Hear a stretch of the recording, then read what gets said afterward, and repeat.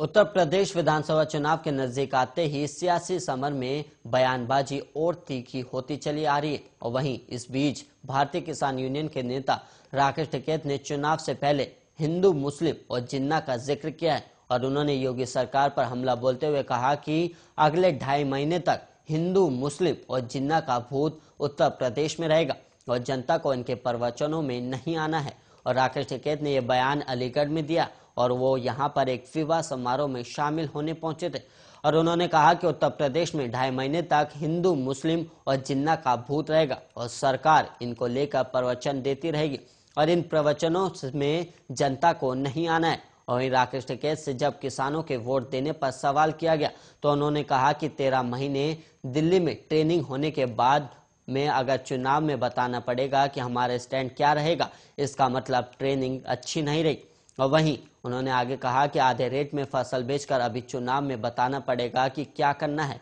और ये सब होशियार हैं और अपना काम कर लेंगे। और यूपी में अगली सरकार के सवाल पर राकेश टिकैत ने कहा कि हमें क्या पता कि किसकी सरकार बनेगी, लेकिन जनता इनको वोट नहीं देगी। और उन्होंने कहा कि यहाँ का किसान आलू से त्रस्त है और हमें गठबंधन के बारे में नहीं पता, किसान गठबंधन है। और वहीं 31 तारीख को हमारा पूरा विरोध प्रदर्शन रहेगा और किसानों के मुद्दे को लेकर केंद्र सरकार की जो कमेटी बननी थी वो अभी तक नहीं बनी है और हम लोग मैदान में हैं। और अभी हाल ही में लखीमपुर खीरी से आए अजय मिश्र की गिरफ्तारी नहीं हुई है और यहाँ जाति और धर्म पर वोट मांगी जाती है और जब तक प्रदेश जाति, धर्म, हिंदू, मुस्लिम में बढ़ता रहेगा विकास नहीं कर सकता। और यहाँ से शासनी की सड़क देखकर वोट देना कि किसको वोट देना है।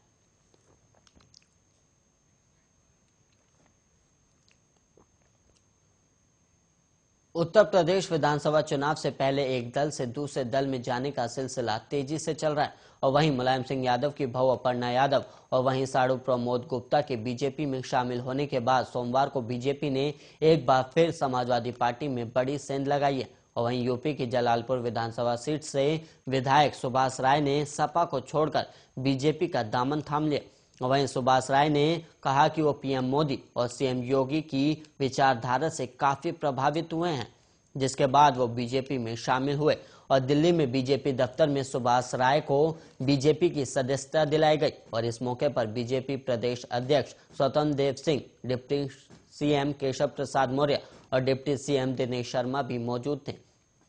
स्वतंत्र देव ने सुभाष राय को बीजेपी को अंगवस्त्र पहनाकर पार्टी की सदस्यता दिलाई और उनका बीजेपी में स्वागत किया। और स्वतंत्र देव ने कहा कि सुभाष राय पहले भी बीजेपी में रह चुके हैं। वो डॉक्टर दिनेश शर्मा के साथ बीजेपी युवा मोर्चा के पदाधिकारी थे और ये उनकी घर वापसी है। और यूपी में जिस तरह से कानून का राज चल रहा है और राष्ट्रवाद की बात चले, उसे देखते हुए वो पार्टी में शामिल हुए हैं।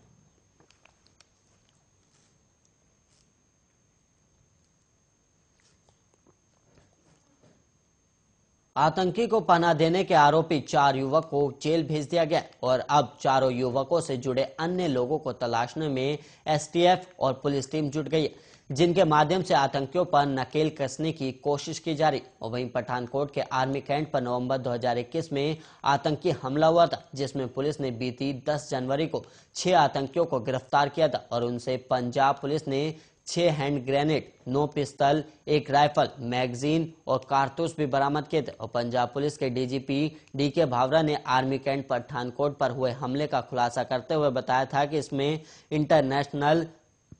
सिख यूथ फेडरेशन के 6 गुर्गों को पंजाब के नवाशहर से पकड़ा गया और इन सभी आतंकियों को पाकिस्तान में बैठा फेडरेशन का हेड लखबीर रोडे संचालित कर रहा था। और डीजीपी भावरा के अनुसार युवकों से पूछताछ में आतंकी हमले की बात भी सामने आई और इस हमले में गैंगस्टर सुखमीत पाल सिंह, भिखारीवाल और सुखप्रीत सिंह और सुख के भी शामिल होने का खुलासा हुआ, जिसमें ये दोनों गैंगस्टर अभी फरार हैं।